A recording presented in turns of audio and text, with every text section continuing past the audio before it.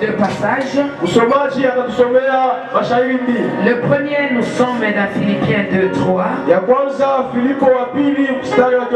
Le deuxième, 1 Roi 19, de 9 à 18.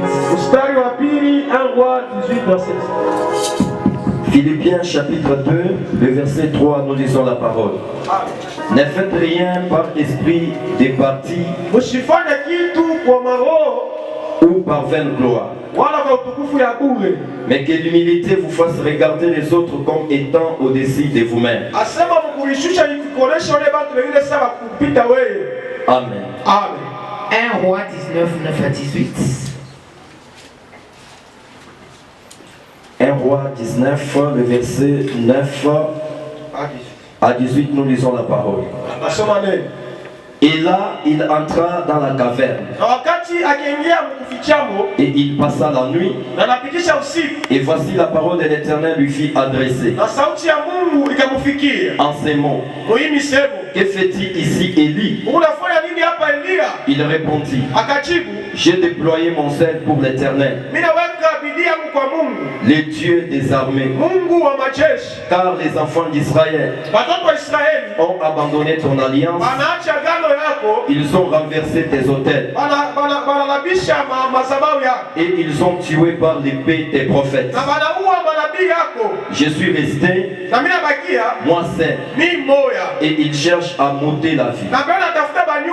L'Éternel dit, sors et tiens-toi dans la montagne devant l'Éternel. Et voici, l'Éternel passa. Et devant l'Éternel, il y eut un vent fort et violent qui déchirait les montagnes et brisait les rochers. L'Éternel n'était pas dans les vents. Et après les vents, se fit un tremblement de terre. L'Éternel n'était pas dans les tremblements de terre. Et après les tremblements de terre, un feu. L'Éternel n'était pas dans les feux. Et après les feux, un murmure doux et léger. Quand Élie l'entendit, il s'enveloppa le visage de son manteau.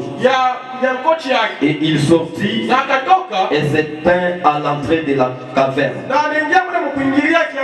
Et voici une voix lui fit entendre ces paroles. Que fait-il ici, Élie? Il répondit, j'ai déployé mon sel pour l'Éternel, les dieux des armées, car les enfants d'Israël ont abandonné ton alliance, ils ont renversé tes autels, et ils ont tué par l'épée tes prophètes. Je suis resté, moi seul, et il cherche à m'ôter la vie. 15. L'Éternel lui dit, vois, reprends ton chemin par le désert jusqu'à Damas. Et quand il sera arrivé, tu viendras Hazaël pour roi de Syrie. Tu viendras aussi Jéhu, fils de Nimshi, pour roi d'Israël. Et tu viendras Élisée, fils de Shaphat, d'Abel Moab, pour prophète à sa place.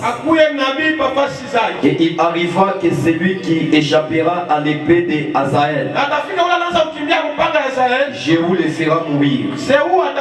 Et celui qui échappera à l'épée de Jéhu, Élisée le fera mourir. Mais je laisserai en Israël 7000 hommes, tous ceux qui n'ont point fléchi les genoux devant Baal, et dont la bouche ne l'a point baisé. 19. Élie partit de là. Parole du Seigneur. Amen. Alléluia. C'est déjà le mois de juin. C'est-à-dire nous commençons déjà les débuts de la fin.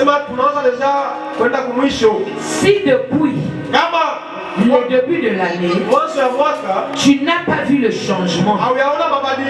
J'aimerais que dans ce dernier temps, tu doubles l'effort pour que ce terme tombe. On nous dit, ne fais rien par esprit de parti. Vous savez, il y a même des gens qui viennent à l'église pour qu'on les voie. On ne vient pas à l'église pour qu'on te voie.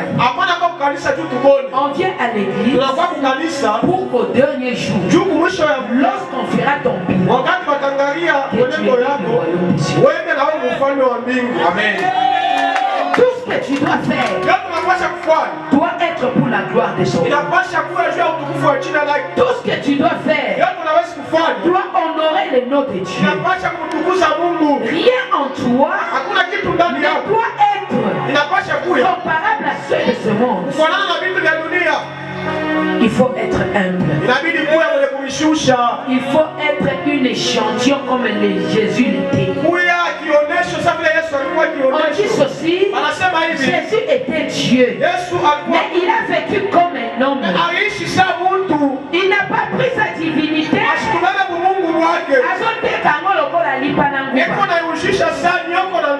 Partout il passait,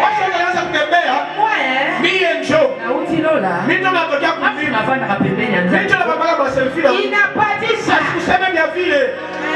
Il est venu humblement. Il s'est annoncé dans une famille pauvre. J'aime ce que Isaïe dit. Il s'est relevé comme une faible plante. Un rejeton dont personne ne pouvait prendre. Amen. Je veux que toi aussi tu sois comme ça. Que l'humilité puisse te ramener dans la gloire. Parce que s'il n'avait pas l'humilité, il n'aurait pas non plus la gloire. Si Jésus est arrivé là où il était, c'est parce qu'il s'est humilié. Lorsque les sacrificateurs pouvaient vibrer là-bas avec leur toge, le petit Jésus passait dans les rues et il était en train de prêcher. Il n'a pas dit, toi tu es sacrificateur, mon père, laisse-moi la place. Mais il a accepté. C'est rendre comme les communs de tous et laisser les sacrificateurs à leur place. Pourvu qu'au dernier moment, qu'il soit honoré. Qu'il soit honoré. Il n'y a aucune gloire à se glorifier si Dieu ne se glorifie. Ne fais pas une chose pour que le monde t'apprécie. Fais une chose pour que Dieu t'apprécie. Parce que le seul homme qui t'élèvera, c'est le même qui te rabaissera de la même façon qu'il t'a élevé. Mais lorsque Dieu t'élève, personne ne te rabaissera. Amen. Alléluia. Notre Dieu, il est un Dieu digne. C'est pourquoi il dit résister aux orgueilleux et fait grâce aux humbles. C'est pourquoi j'ai toujours dit, même dans ta prière, tu dois avoir une prière d'humilité. C'est-à-dire quoi?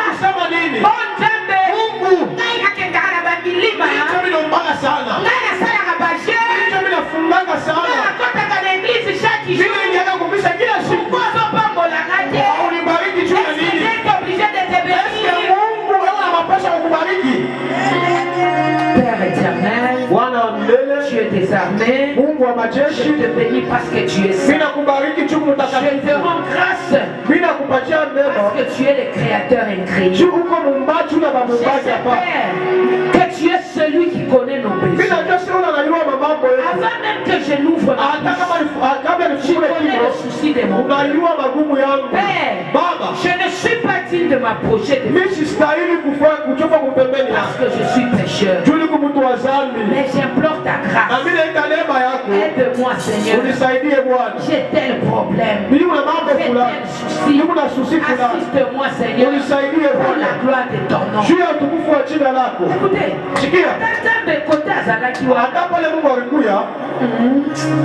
il sera touché.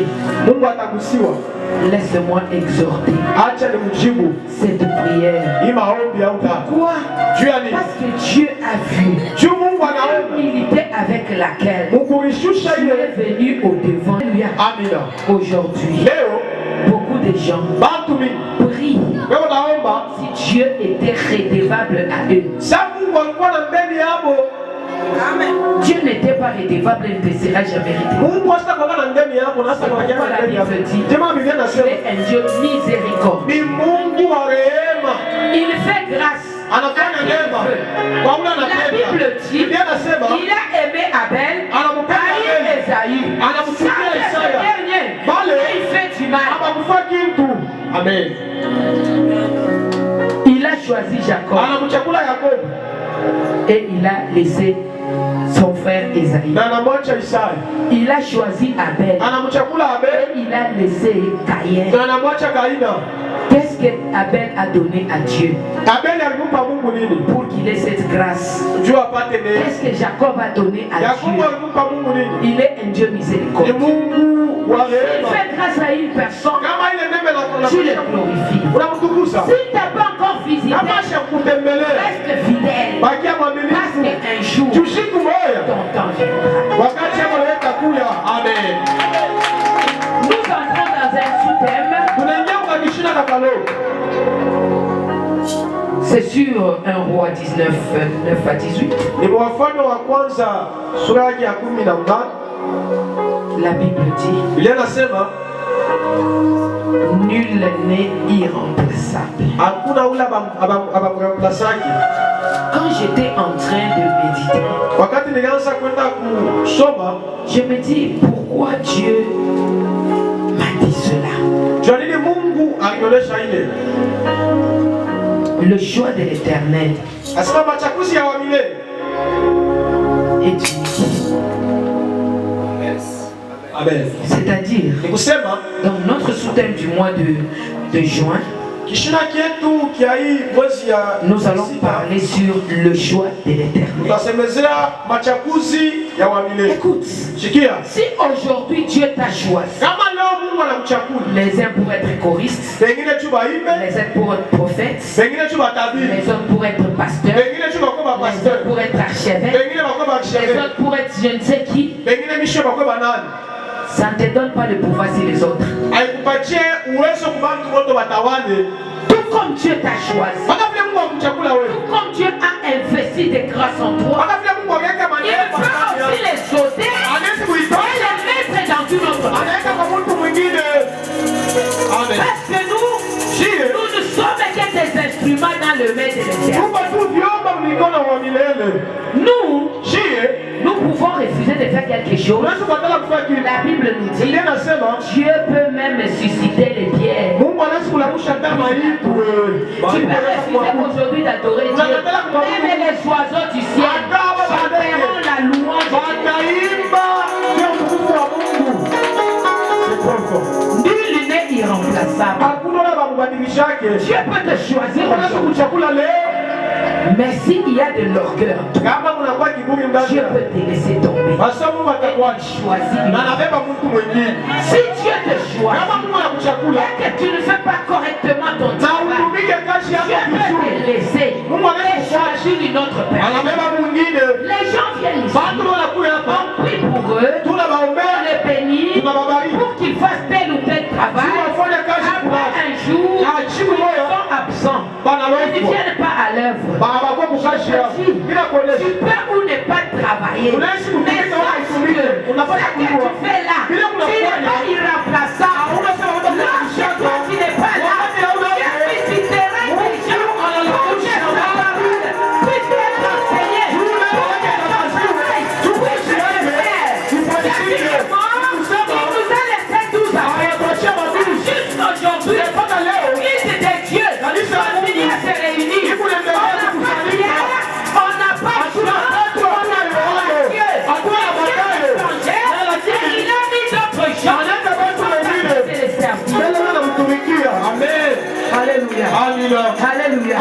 Il y a des pasteurs qui sont passés dans le monde, a pu juger comme des dieux.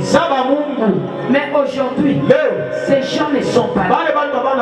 Mais la Bible continue. La parole continue. Je vais te dire ça. Tel que tu es là, tu n'es pas irremplaçable. Alléluia. C'est pourquoi la Bible dit qu'ils aiment le vent récolter la tempête. C'est-à-dire quoi? Si tu cherches Dieu sans un soubassement important, au fin de temps, tu n'auras rien. Sur la terre, écoutez, la bénédiction commence sur la terre. La bénédiction, c'est pas au ciel. Au ciel, c'est louer, adorer Dieu. La bénédiction, c'est sur la terre. C'est sur la terre, tu n'es pas béni. Plusieurs probabilités que tu n'entres pas dans. Amen. Alléluia. Alléluia. Amen. Est-ce que tu as besoin de poulet au ciel? Tu as besoin de pizza au ciel? Tu n'en as pas besoin. Au ciel, nous entrons dans le repos. Mais ici sur la terre, les exigences du corps, nous devons en avoir. Parce que c'est ça que Dieu nous a dit. Il a dit, je te bénirai dans toutes tes entreprises. Tout ce que tu demanderas, je te le donnerai. Donc la bénédiction n'a de l'effet les morts n'ont pas besoin d'être bénis. Alléluia. Alléluia. Les morts n'ont pas besoin d'être bénis. C'est pourquoi quand tu vis, tu dois profiter en abondance de ta bénédiction. Et pour profiter de ta bénédiction, tu dois apprendre à t'humilier et à faire la volonté de Dieu. C'est par ce chemin-là que l'Éternel Dieu te bénira. Nous allons lire, nous sommes 1 Roi 19.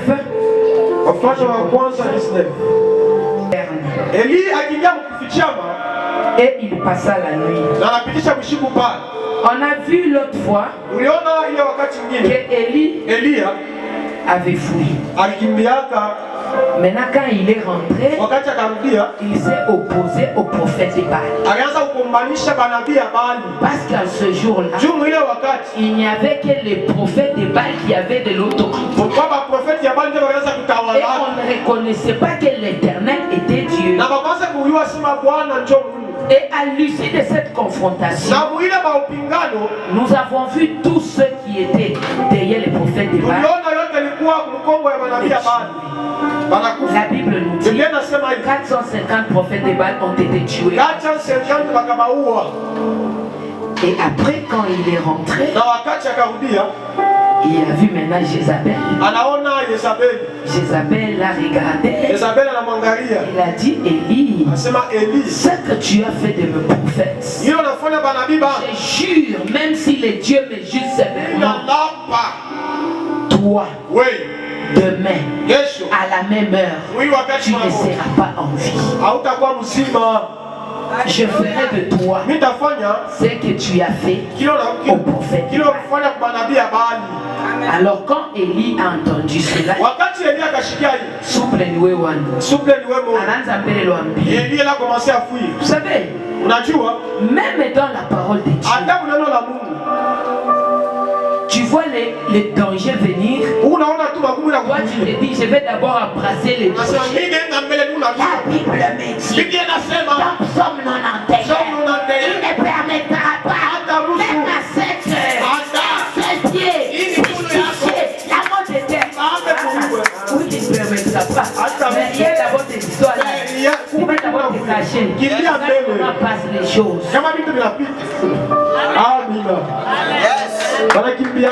Puisque si tu avances, sûrement tu mourras. Alors Élie, il regarde et dit, laisse-moi d'abord fuir.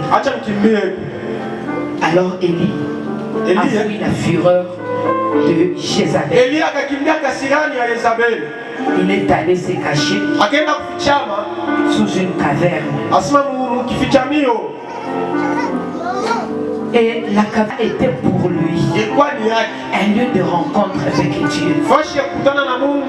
C'est un aspect très important. Lorsque tu as des combats dans ta vie, qu'est-ce que tu fais? Qu'est-ce que tu fais? Dieu nous dit ceci. Si tu as des problèmes, entre dans ta chambre, ferme la porte et donne les secrets. L'éternel est ton Dieu. Qu'est-ce que toi tu fais lorsque tu as des problèmes? Quelle attitude tu prends lorsque tu as des difficultés? Il y a des prières. Il y a des prières. Il y a des prières. Là où tu dois te cacher en privé pour chercher la face de l'éternel. Amen.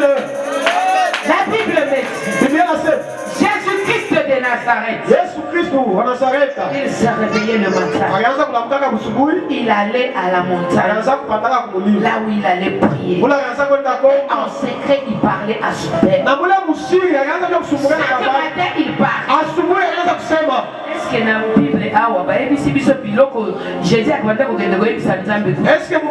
la Bible, en tant qu'enfant de Dieu, tu dois avoir un temps où tu gardes l'intimité avec Dieu.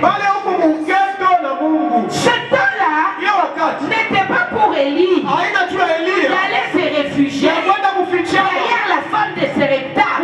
Mais c'était pour Élie d'aller quelque part. Là où il pouvait se cacher et chercher la face de l'éternel. Beaucoup de gens aiment prier. Veulent bien être à l'église. On le voit seulement en dehors de l'église. Elle est confondue à tout le monde. Mais je veux te dire, Dieu agit dans les secrets. S'il était parti là-bas, c'était pour se cacher, mais aussi pour trouver des révélations. Il ne pouvait pas avoir des révélations. Une situation confuse.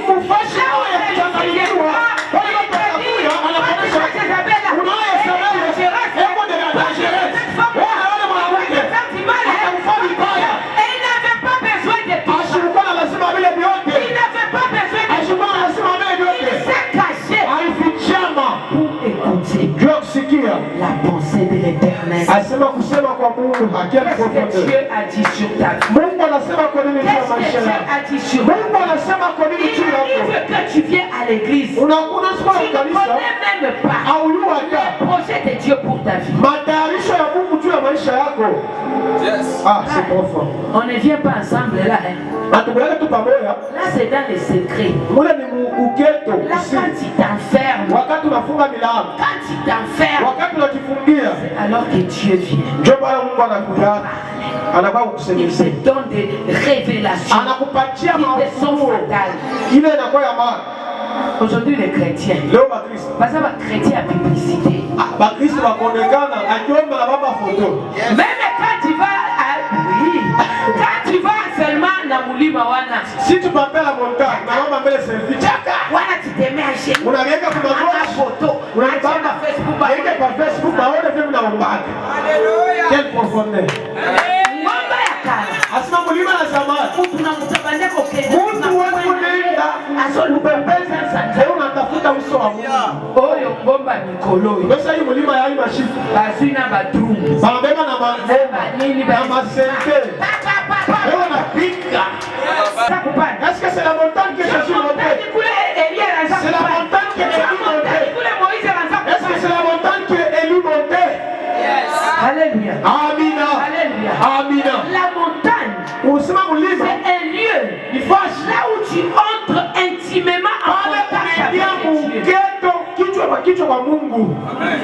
Tu n'as pas besoin de beaucoup de distractions pour voir la face de Dieu. Au contraire, tu dois être concentré pour recevoir en présence de Dieu. Élie a compris. Et quand Élie a compris, la Bible me dit, Élie est allé, il s'est caché dans une grotte. Il a cherché la face.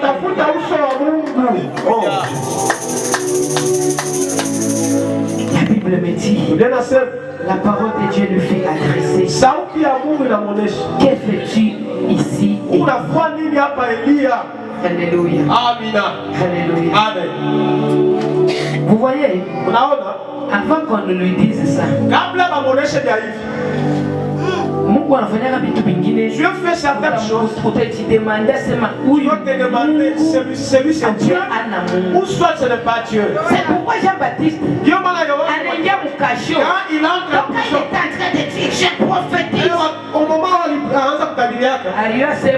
il savait dans la prison il n'entrera jamais parce que Dieu pourrait faire des choses horribles pour que lui ne puisse pas entrer dans les cachots. Écoutez, il est entré au cachot et au-dessus de cela il est mort.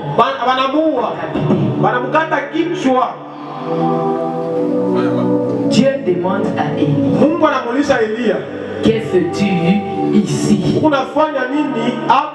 C'est une bonne question, et particulièrement pour les serviteurs. C'est là quand vous posez une question, que faites-vous ici? Que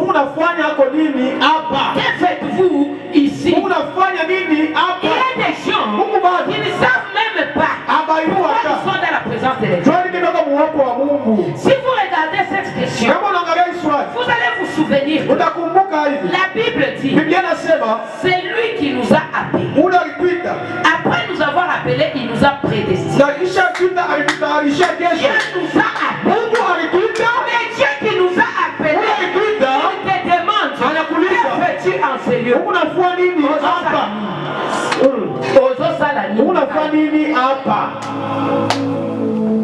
Écoute, cette question, cette semaine, médite sur demande-toi, qu'est-ce que j'ai fait dans l'église? Ne viens pas à l'église mais viens à l'église pour avoir un but bien précis. Quand tu rentres en arrière, la Bible dit, dans 5, la Bible nous dit, Élie était couché. Il s'endormit sous un genet. Et voici un ange le toucha et lui dit, lève-toi, mange. Il regarda et il y avait un gâteau à son chevet, puis sur le pierre chauffé et une cruche d'eau. Il mangea, but, puis se recoucha. L'ange de l'Éternel vint une seconde fois, le toucha et il dit, lève-toi, mange, car le chemin est trop long pour toi. Yenda yebisaki qu'il mange et qu'il parte. Maintenant, comment est-ce qu'il lui a encore posé la question, que fais-tu ici? Je vais te dire ceci. Quand on entre en présence de Dieu, nous devons faire ce que Dieu a besoin que nous puissions faire. Tu es devenu serviteur, tu es devenu chrétien, tu es devenu choriste. Mais qu'est-ce que tu fais avec ton travail que tu as accepté? Qu'est-ce que tu fais? Alléluia.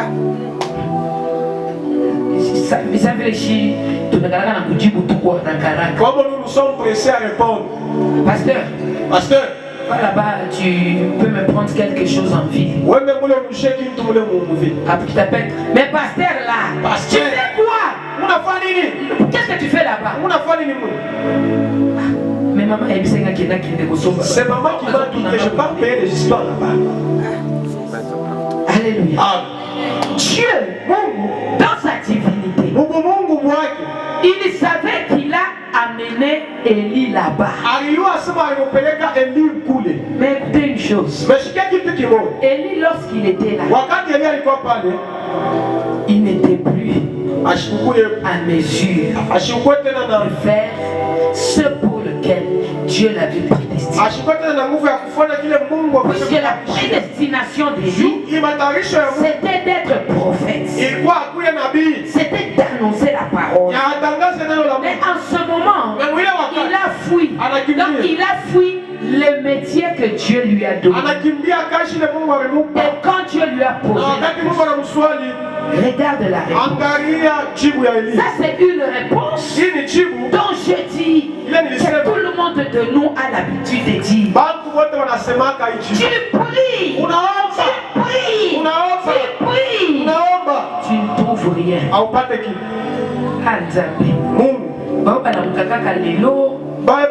Asali ata campagne ya malonga te.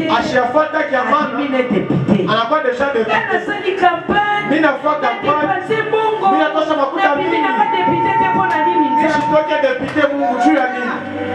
Alléluia. Amen. Alléluia. Amen. C'est la même conception avec Élie. Asemani ali moya moya. Il était ceci. J'ai déployé mon zèle pour l'Éternel et Dieu. J'ai fait tout ce que j'ai pu. La montagne, la prière, les cultes de dimanche, je ne manque pas. La semaine, je suis toujours là.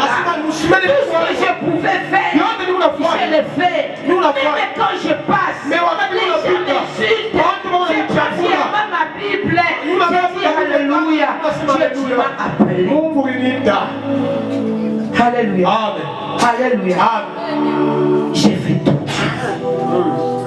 J'ai donné le meilleur de moi-même. Je sais qu'aujourd'hui, tu veux te mettre là. Tu te dis, il n'a salité. Pour que Dieu ne puisse pas me bénir. C'est la montagne. Je suis allé. Ce sont les jeunes. C'est quoi encore? Les œuvres. Je suis charitable. Aider les gens, je les aide. Être humble, je les suis. Tout ce que je peux, je l'ai fait pour. Alléluia. Alléluia. Je sais que tu as tout fait pour moi. Je sais que tu as tout fait pour moi. Mais laisse-moi te dire, il est un Dieu souverain. Il est un Dieu souverain. Tu peux faire. C'est pourquoi la Bible dit dans Romains, si tu fais le bien, ne te fatigue pas. Élie ne devait pas se fatiguer. Tu vois, hein? Élie, il a dépouillé les dernières de ses énergies pour invoquer les feux. Devant 450 prophètes de Baal, il s'est dit Akolaki Sabato Anandamba Solo. Et le feu est descendu. Et les gens ont été consumés. Et le quoi? Le butin a été consumé. Et les prophètes ont été tués. Moi je sais que ce jour-là l'a fait. Vraiment. Ah, Léo.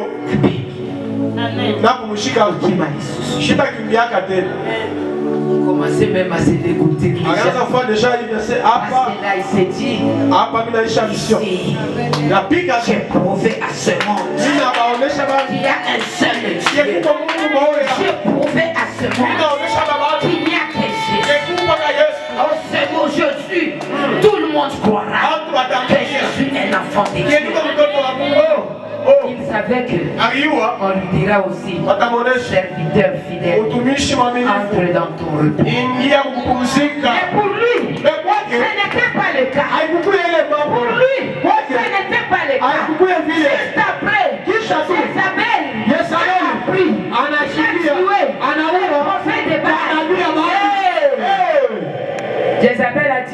Jezabel. Toi là. Anasema wewe. Wewe. Tu ne seras plus en vie. Hautakuwa mzima. Ce que tu as fait à cette personne. Vile ulifanya kwa wale manabii. Tu vois une personne unaona mtu qui jure de faire le mal sur Dieu. Ce n'est pas seulement Jézabel. Les gens disent que Jézabel c'est Dieu Satan ou Dieu. Les gens disent que Jézabel c'est elle-même Satan. Est-ce que ici il n'y a pas de Jézabel. Elles sont ici il y a combien de Jézabel? Quand tu t'élèves, quelqu'un te fait du mal. Tu te dis ici, même si je suis serviteur, laisse-moi réagir. Les restes après. Yes. Oh, tu es pasteur. Tu es chrétien. Même si Dieu va me frapper, je vais. Même si Dieu va me frapper. Alléluia. Amen. Écoutez, la Bible dit ne jure pas sur ce qui est au ciel. Il a dit c'est Dieu-là. Même s'ils sont fâchés, moi, je vais tuer Élie. Quelle profondeur. Combien de fois tu t'es décidé de faire le mal nonobstant la volonté de Dieu? Tu n'as pas regardé la volonté de Dieu, mais tu as fait pour faire jouir ton ego personnel. Combien de temps tu fais des choses pour une vaine gloire? Tu te défends pour que les gens ne puissent pas te voir comme ridicule. Là quand tu t'élèves,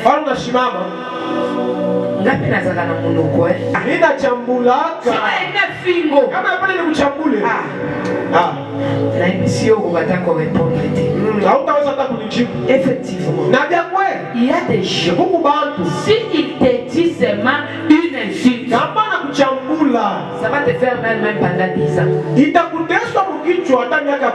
Tu peux dormir comme ça, tu te réveilles, c'était comme ça. Alléluia. Alléluia. Combien de Jézabel y a enseigné? Si on te fait du mal, tu es prêt à n'importe quoi pour rétorquer à ces mal. L'humilité. Il dit, les enfants d'Israël t'ont abandonné. Écoutez, je peux me mettre à prêcher du matin au soir. Les gens peuvent voir.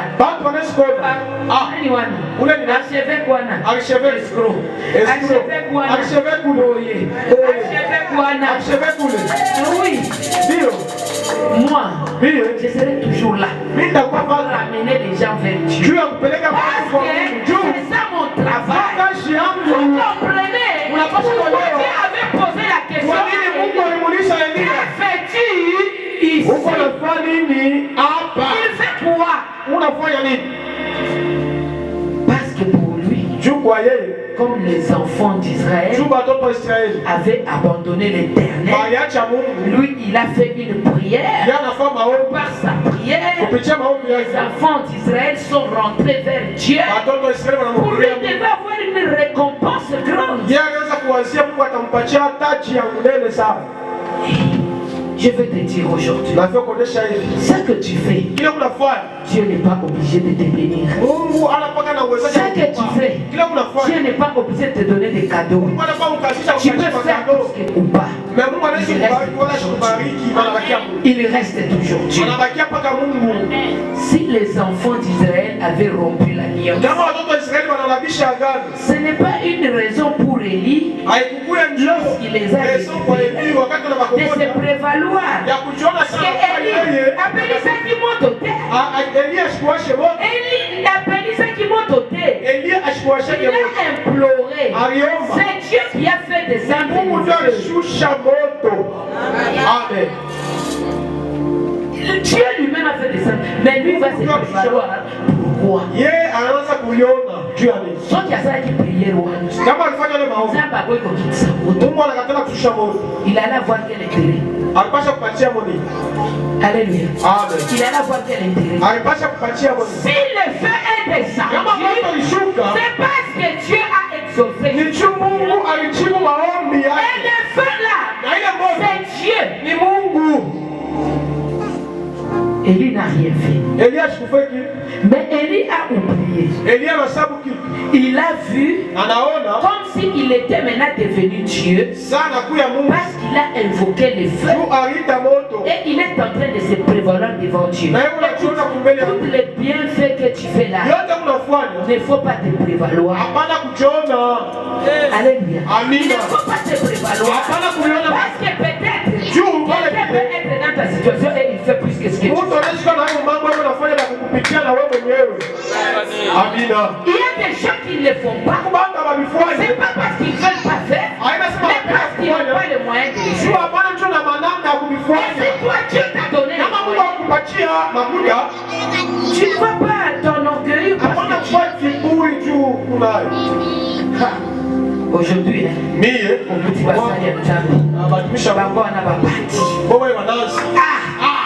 les chrétiens d'aujourd'hui. Moi je vais dormir.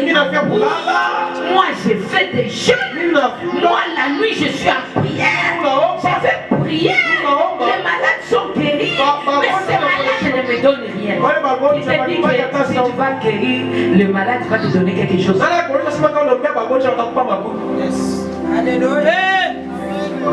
Est-ce que toi, tu as la puissance de guérir?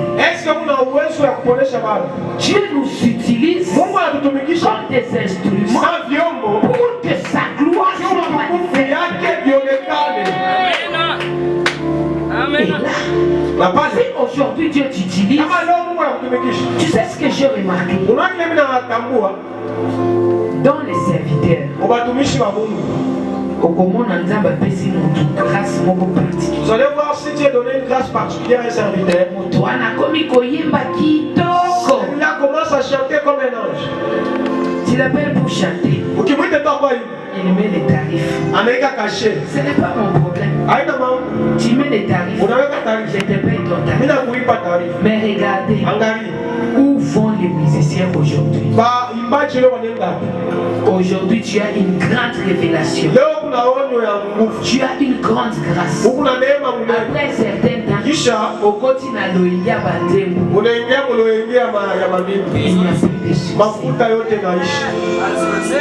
depuis que tu avais chanté, si c'était chanté, tu ne chantes plus. D'autres entrent dans l'occultisme pour chanter.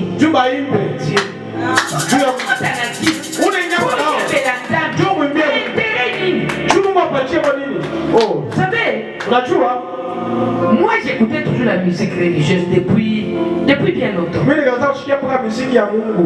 Si je me réveille, c'est toujours la musique religieuse. Si je suis assis, c'est toujours la musique religieuse. En 2008, je regardais ma télé. Je voyais une chanson.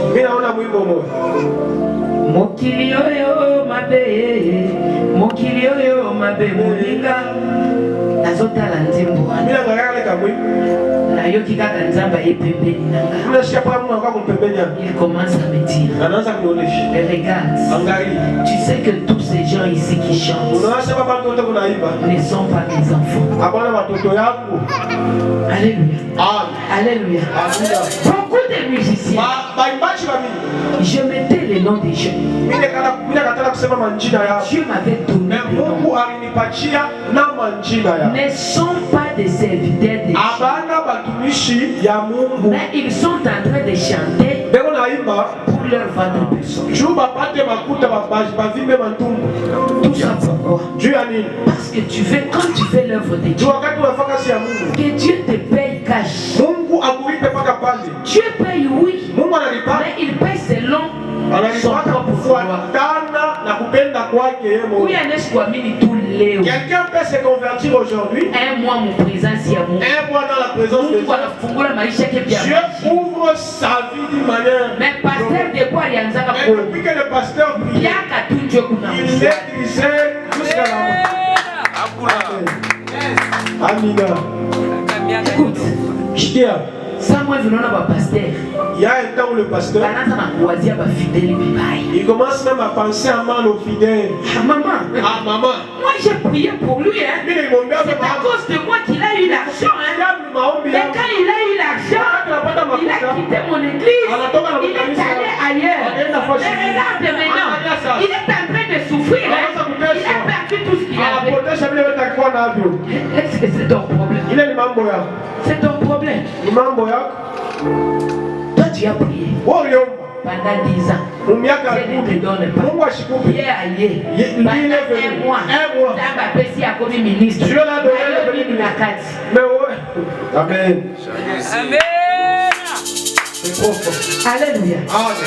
Il s'est dit, ils ont renversé les hôtels. Ils ont tué par les paix des prophètes. Je suis resté seul. Moi seul. Et il me cherche à monter là. Attaque jugement bio. Arrêtez de juger les gens rapidement. Attaque jugement bio. Arrêtez de faire le jugement rapide. Si tu sers Dieu en vérité, accepte. Je sers Dieu en toute honnêteté. Mais ça ne te donne pas l'occasion de dire que l'autre est là. Ah, celui-là, il a les péchés. Ah, oui, Dieu vous sent. C'est toi qui es saint. Amen. C'est trop fort. Quand Élie a vu les gens qui restaient en vie, lui, il a fui pour rien. Il est rentré. Il a changé cet aspect des choses. Pour lui, il s'est dit que je suis le seul. Écoutez, Dieu peut permettre que d'autres gens restent dans la crainte de l'Éternel sans qu'ils soient visibles.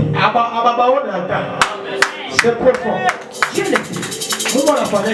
Tu peux le regarder comme ça. Tu te dis, celui-ci a tiré la mungu. mais en réalité, il crée Dieu. Amen. Yes. Tu vois quelqu'un, il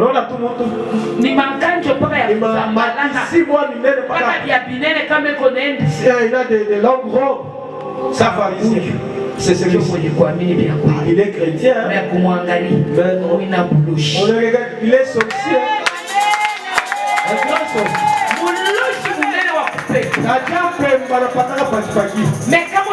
Mais si vous le voyez, il est célèbre. Même sa voix, même si tu l'énerves, il est toujours. Oh, mon macromi. Celui-ci. Ah, lui, il dort avec Dieu. Mais, unakuta mwingine. Lakini tu vas voir quelqu'un d'autre. Ni Tikotak. Lui, c'est Tikotak. Non, moi je n'aime pas ça. Eh non, Regarde toi Jésus. Regarde Jésus. Jésus s'élève. Est-ce que c'est toi, Jésus-Christ? Est-il moi Jésus-Christ ou Nazareth? Moi je n'étais pas là. Hein. Mais comment on est qu'à répondre? Si tu mets la réponse, tu vas mettre aussi l'attitude. C'est toi Jésus-Christ de Nazareth. Oui, tu es Jésus-Christ de Nazareth. Mais on sait mal. Moi je ne pense pas qu'il va répondre comme ça. Oui, tu l'as dit. Amen. C'est toi Jésus. Le roi. Mais tu l'as dit. C'est toi qui as dit. Tu veux que je te dise encore quoi? Alléluia. Amen. Alléluia. Amen. Quand les Israéliens ont regardé comme ça, petit Niavati. Celui-ci c'est un grand aventurier. Petit Niavati. Celui-ci c'est un aventurier. Mais Mungu pale na muangalie. Mais au moment où tu le regardais, Mungu anaona vitu ndani. Dieu voyait les choses en lui. Et il a regardé. Tout le monde, il y a personne qui s'est avancé. Il a dit, moi je suis resté le seul. C'est pourquoi j'ai toujours dit, Najua est temps de la fin. Dans ce temps de la fin, la Bible dit les péchés abondent. Mais j'aime la phrase qui vient après. La grâce de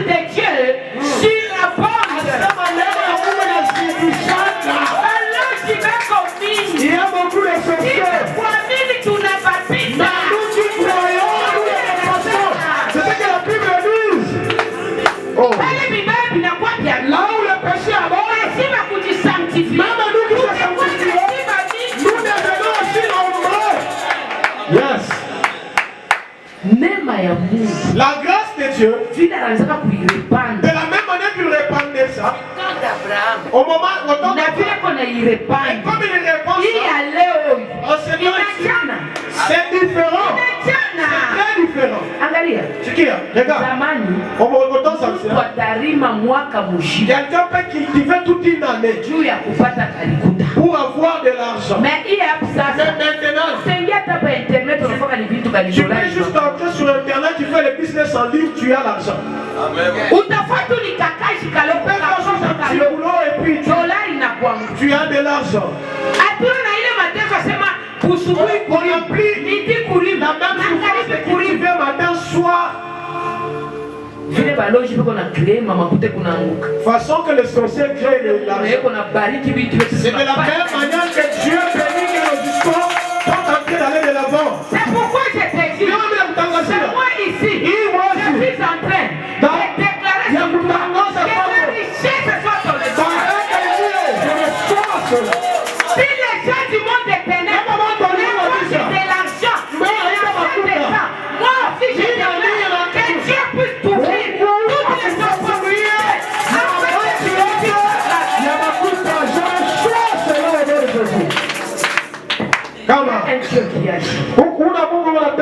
Il y a un Dieu qui agit. Elia, sors de ta cachette. Tiens-toi dans la montagne devant l'Éternel. Et voici l'Éternel passa. Et devant l'Éternel, il y eut un vent fort et violent.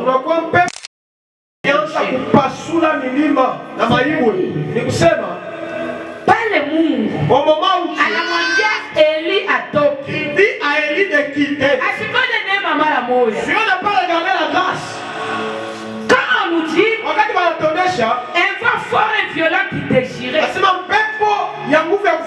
quelque sorte de jugement. Dieu était fâché.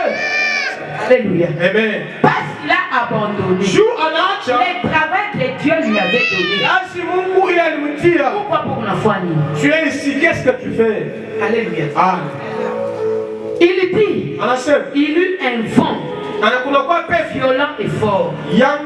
Quand ce vent-là souffle dans ta vie, Dieu m'a dit que je le servirai. Il fera de moi une grande dame.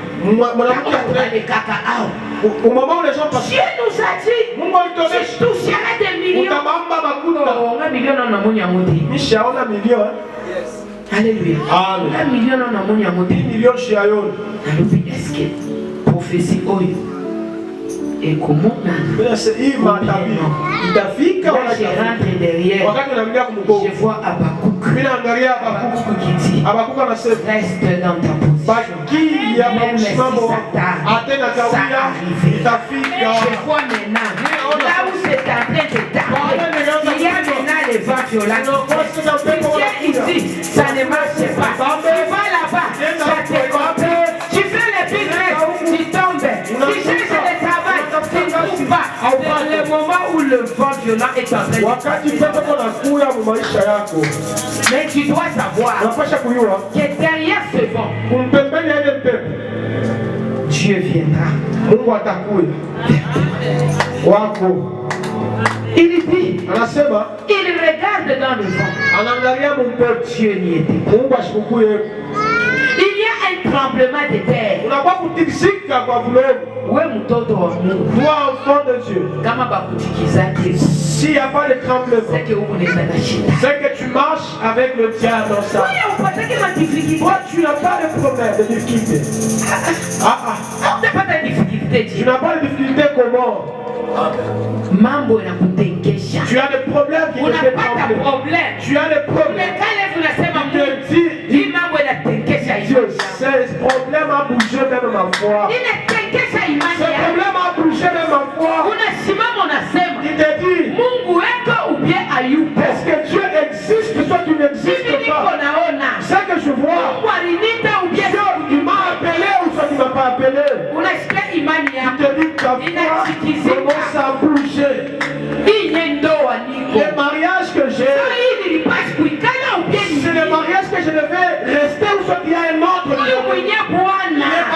toi tu vas c'est Marie que tu as prédestiné pour moi, ou soit il y aura un autre qui viendra. Surtout au mariage. Les mariages deviennent amers. Tout. Ça ne marche pas. Lui, celui-là à 10, celui-là à 50. Si l'autre dit A, l'autre il est déjà à Z. Tu te poses la question. Qu'est-ce qui bouge ma vie de la sorte? Est-ce que Dieu est là? Alléluia. Amen. Dieu a dit qu'il me bénira. Il est où? Ce que je fais. Écoute. N'aie pas peur. N'aie pas peur. Les tremblements. Et ces tremblements ne t'éloignent pas de Dieu. Au contraire. Si tu vois qu'il y a beaucoup de tremblements, après vous là, si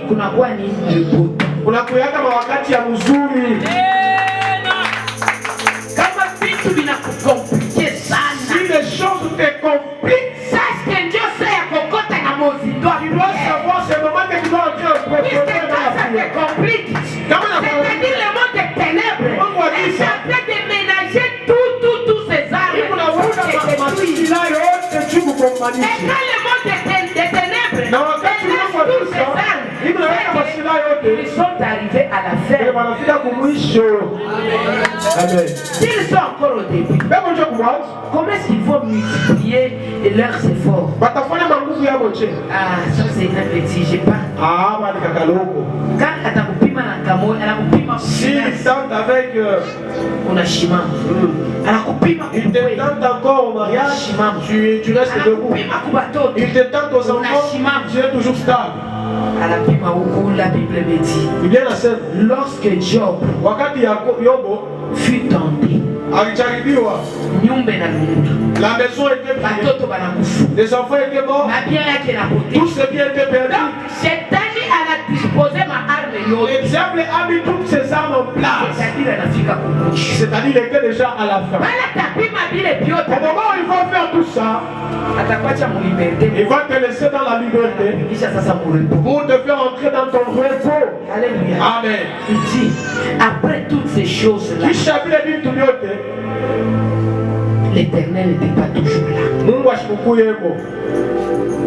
Il y a eu un feu. L'Éternel n'était pas dans le feu. C'est pourquoi Dieu ne le limite pas. Si avec lui il a fait de cette manière, avec toi il a une manière. Les mêmes feux qui étaient descendus pour départager les prophètes de Baal et lui. Les mêmes feux est descendu, mais Dieu n'était pas là. Tu verrais déjà faire des démonstrations. Que les gens commencent à tomber. Mais Dieu le prit dans le texte. Ma manifestation. Les manifestations. Dieu, il est. Depuis que tu tombais. Depuis que tu créais, je parle. Tu as dit la seule qui était partie, c'est qui? Il a dit qu'il part. C'est lui qui a bloqué le final. Quand il est parti. Maintenant, mais lui il est parti. Mais ta vie reste toujours la même. Ne soyez pas distraits. Ne soyez pas distraits. Notre Dieu est tout. Il peut arriver chez le fou de Gadara. Vous savez ce qu'il va se faire. Directement il est sauvé. Il n'a même pas de manifestation. Mais Dieu, il agit dans une manière, dans une autre. C'est là que lui-même juge utile. C'est pourquoi si vous entrez dans la Bible, quand Jésus guérit, il a guéri beaucoup d'aveugles. Mais en cette manière, il a imposé la main pour faire la guérison. Il a demandé d'aller se jeter dans l'eau pour faire la guérison. Et Dieu agit. Dieu agit. Si ce jour-là il a agi, lorsqu'il était dans la grotte, Dieu n'a pas agi avec les feux. Dieu n'est pas dans l'uniforme. Dieu n'est pas dans l'uniforme. Si tu vois seulement qu'un homme a toujours la même pratique, là il n'y a pas Dieu. Parce que là où il y a Dieu, Dieu ne prévoit pas. Venez. Dieu va faire marcher les paralytiques. Il t'avait parlé. Est-ce qu'il t'avait parlé? Un jour, on est dans cette ville. Pourquoi pas Moïse? Un pasteur là. Pasteur Moïse. Je mettais le nom. Mais là, il y a qui l'a dit. Du côté la radio. Il prêchait à la radio. Mais la où le pasteur noir. Le pasteur, il a le fait. Il passe une fois. Il commence à dire amenez vers moi tous les mois. Je vais les résister. Quelqu'un peut dire amen. Il va attendu. On n'a pas mené les mots. Il passe à la radio. Il dit comme les gens n'ont pas la foi pour amener les morts. Même je prends ma touche. Je vais aller à travers toutes les morts pour aller ressusciter les morts. À la clinique universitaire. À côté à ses prix.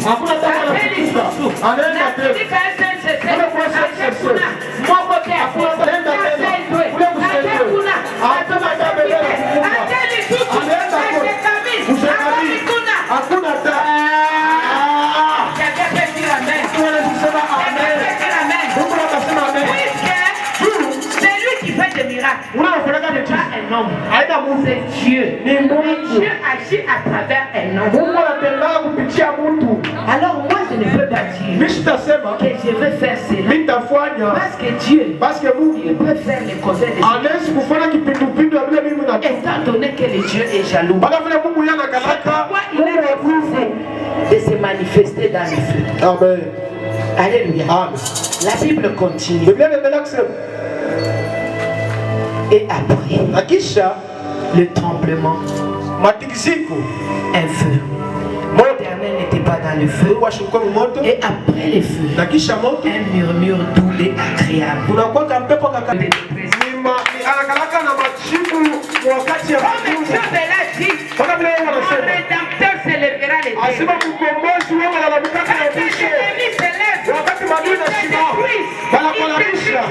ils t'anéantissent, mais sache que il s'élèvera l'éternel. Et après le tremblement, quand Élie entendit pas le visage de son menton, il s'est sorti. Il s'était en entrée de la caverne. Et voici une voix qui fit entendre en ces paroles. Écoutez, Élie quand il est sorti, la Bible me dit, il s'est voilé. Il s'est voilé pourquoi? Parce que la Bible dit, personne ne peut voir Dieu et rester vivant. Sûrement, comme Dieu lui avait demandé de sortir, il savait qu'il ne pouvait pas voir Dieu et rester en vie. C'est ainsi qu'il s'est voilé. Alléluia. Tu resteras sur cette terre, mais tu ne verras pas la face de l'Éternel. Amen. Yes. C'est comme quelqu'un qui disait, quand tu mets la graine sous la terre, est-ce que tu vas commencer à ouvrir pour regarder si la graine va germer? Parce que si tu ouvres, il y a l'air qui entre, ça ne va plus germer. Donc quelque part, il faut que tu puisses te voiler devant tous les plaisirs de la terre pour que tu voies la gloire. C'est ainsi qu'Élie s'est voilé pour voir maintenant la gloire de Dieu. Yes. Qu'est-ce que toi tu dois voiler dans ta vie? Pour voir la gloire de Dieu. Qu'est-ce que tu dois voiler? C'est peut-être l'orgueil. L'orgueil, Dieu n'a pas empêché qu'on a beaucoup. Mais comme on a fini quand il l'orgueil à maïs, si tu couvres seulement, on a bien tout piot. tu vas voir des portes. Il est là comme c'est des roulettes. Il y a d'autres. C'est le vol. Il y a d'autres. C'est des mauvaises pensées. Il y a d'autres. C'est l'impudicité. Il y a d'autres. C'est le mensonge. Il y a d'autres. C'est la vie. Si tu n'as pas encore ouvert cela, c'est qui t'empêche de voir la gloire de Dieu. Tu vas rester à l'église. Mais tu ne verras pas la grâce de Dieu. Dieu repose la même question. Alors, Élie répond de la même façon. J'ai déployé mon zèle. L'Éternel est Dieu des armées. Les enfants d'Israël ont abandonné tout. Ils ont renversé les déshôtels. Les prophètes par des épées. Je suis resté moi seul. Et Dieu s'est monté là. Vous savez, lui, il y a un temps, il pensait, grâce à Dieu, Dieu va lui dire, en ce moment, moi, Dieu, je rentre pour détruire Jézabel. Mais il a eu une réponse auquel il ne s'attendait pas. Il a chose à t'accroître. Les problèmes te dépassent. Moi. Quand il s'est plaint, Dieu a regardé. Dieu lui dit, c'est comme ça. Ok. Tu dois maintenant faire une raccourci. Va à Dama. Va là-bas, tu vas oindre celui-ci, oindre celui-là. Je vais te dire ceci. Si ce que Dieu a mis en toi ne travaille pas. Non, Élie. Dieu n'a pas dit, oh Élie. Si, vas-y seulement. Attends. Non. Vas-y là. Tu vas oindre Élie. Dieu a dit pour qu'il me serve. Le fait de l'envoyer de oindre Élisée, c'est la grâce qui s'est manifestée. Après que Mungu anashirika, au moment où Dieu s'est mis en colère, il a vu la miséricorde. Mais il est faveur ya kuishi. Il ne lui a pas donné la faveur de vivre encore. Comme lui, il s'est dit qu'il est fatigué. Mais Dieu lui a dit, va maintenant se reposer. Et puis écoutez, quand tu meurs, à la mort là, il n'y a rien. C'est aller seulement louer dans la vie. La beauté de la vie, c'est quand nous sommes dans ce monde. Tu mourras rassasié des jours. C'est le cadeau que Dieu donne à l'homme. Mais comme Élie s'est arrêté, Dieu l'a laissé. Je vais te dire, le choix que Dieu t'a mis sur ta vie, ce choix n'est pas incontournable. Si aujourd'hui tu ne sers pas Dieu, Dieu est capable de susciter d'autres.